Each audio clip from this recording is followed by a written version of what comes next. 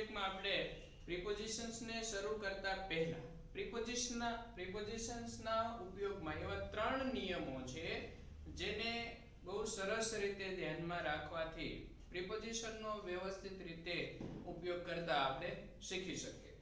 એમાંનો પહેલો નિયમ છે રૂલ નંબર 1 કે જે ગુજરાતીમાં પ્રિપોઝિશન છે એટલે કે નામયોગી અવ્યય છે એ ગુજરાતીના જે તે શબ્દની પાછળ લાગે છે. જોઈએ જેમ કે ઘર માં, રાઈટ, ક્લાસ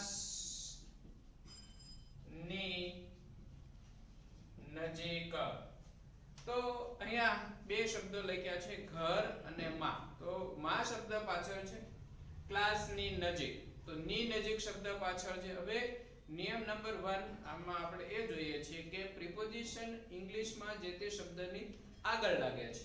એટલે ઘરમાં એનું ઇંગ્લિશ થશે in a house, ક્લાસ ની નજીક તો near a class, રાઈટ. ઘણી વખત આવા વાક્યો હોય છે, આપણે જોઈએ છીએ કે ભારતમાં 10,000 લોકો XYZ ઇન્ટરનેટનો કે અથવા તો આ પ્રકારની સેવાનો ઉપયોગ કરે છે. તો વાક્યની શરૂઆતમાં શું આવ્યું? ભારતમાં.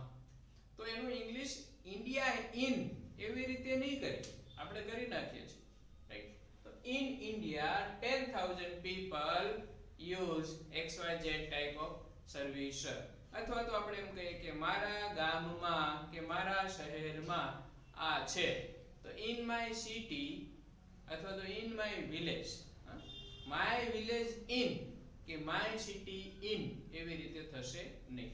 તો રૂલ 1 એ કહે છે કે ગુજરાતીમાં in our mother tongue this word preposition is used after the word, શબ્દની પાછળ, behind, અને ઇંગ્લિશમાં એ જે તે શબ્દની આગળ વપરાશે. નેક્સ્ટ વિડિયોમાં નિયમ નંબર 2 અને 3 છે, જોઈ લેશું.